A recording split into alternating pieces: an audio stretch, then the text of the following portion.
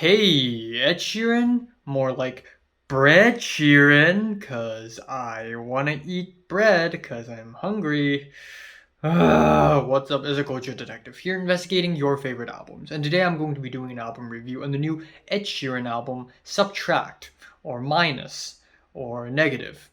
So, the one and only British singer-songwriter Edward Sheeran is back with a new album. Very exciting news, I know.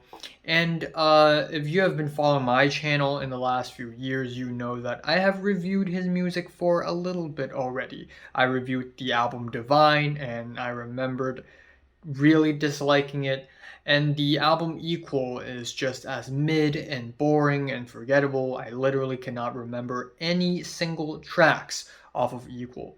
But then the real cherry on top is the album or the mixtape Number 6 collaboration project, which is easily Ed Sheeran's worst release thus far, with a lot of distasteful tracks, suspicious lyrics, dumb cliche production. You get the idea. But Ed Sheeran has returned once again in the year 2023 with a new release, and this time Ed Sheeran has decided to pull a Taylor Swift. So a lot of pop artists go one of two ways. You either do pop punk for no reason, or you make an album full of ballads. And fortunately for Ed Sheeran, he has gone for the better route, which is the ballad route. And in this case, we have Subtract, where on this album, he basically packs a series of slow moving, emotional guitar ballads together. And lyrically, it deals with loss, it deals with mortality, and it's actually a lot more provoking emotionally, lyrically. And also, given the recent event of Ed Sheeran getting sued, but winning the case at the end of the day, and threatening to end his own career if he loses the case. I think Ed Sheeran has entered a bit of a, instead of the poppy fun guy you know him as, he has entered a phase of, okay, I'm a serious musician now. But that being said, though, this album still suffers from one of the biggest issues I have with Ed Sheeran's music, and that is his music is boring. It's drab as hell. It's bland, mundane, instrumentally, melodically. It has nothing to offer. So we have the album opener Boat, which is a very raw and emotional track, which I really, really appreciate. But the guitar chords are so trite and cliche, it sounds like a freaking Christian gospel track.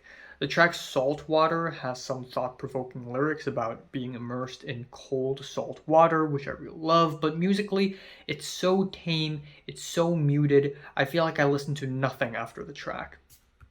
Eyes Closed features some bassy beats, which is very skeletal and toothless and soulless, and then we have these vocal effects on Ed Sheeran's vocals, which pretty much ruined the track for me.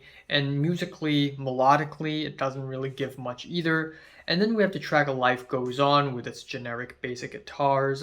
However, I do really appreciate the lyrical content. I really like Ed Sheeran's really genuine and authentic expression of how life moves on and life goes on and how it relates to his love life. The track Dusty sees Ed Sheeran take a break from the guitar ballad streak, but go for a poppier sound with a sequence beat, some beeping synths, and somehow, even with that, it's still more bland and spacey than other tracks on the album. Somehow, it's even more boring. But thankfully, the following track, End of Youth, is easily the best track on the entire album. This is a genuinely heartfelt ballad about loss and mortality, especially with the instrumental swelling towards the end with the strings and the guitars. They're genuinely beautiful, and this track might be the best Ed Sheeran track since a long, long, long time ago. So shout out to my man Ed for doing that. And then we have Colorblind, which is a really mundane track with these tinky, plunky strings and pianos, like it's a lullaby or something. Kind of a eye-rolling moment, if you will. And then following that with Curtains, where we also have a bit of a musical detour where Ed Sheeran basically does rock music, rock and roll. And the thing is, most part of the track is really bland, but the ending minute with the chord changes, it's not bad. Following that, we have Borderline, where we have Ed Sheeran singing in falsetto over a bed of soft synths, which sounds really pretty, but it just gets really stale really fast. Spark is also one of the highlights on the album, in my opinion. There are a lot of instrumental embellishments here, and it actually works out. And sure, the lyrics are very melodramatic about love, about romantic sparks, and the pianos sounds like a Macklemore track. It's very lame, but overall, it has that drive.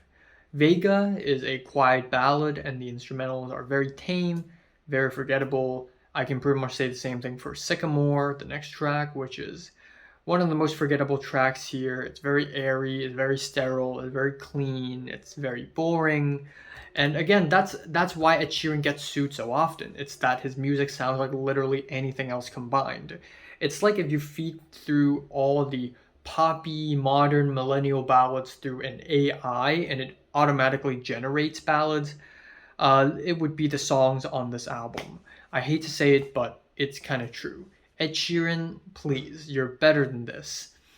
And then we have No Strings, which is a total lie because there are strings on this track. Ooh, Ed Sheeran, you got caught red-handed. Naughty, naughty. Finally, the album ends off with The Hills of Aberfeldy, which is a folky track, a bit of a Scottish folk-inspired track, if you will. But even so, it's still very sterile. It's still very bland, and the lyrics lack context. Why do you choose this place? What are the things you speak of when you talk about this love? Why is someone knocking on my door? I'm scared for my life. Um, but yeah, I like the melodic breakdowns. And oh my god, what's happening outside? Okay, someone's getting the door.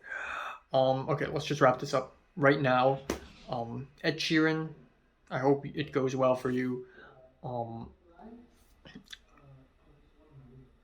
oh my god, there's talk saying my name.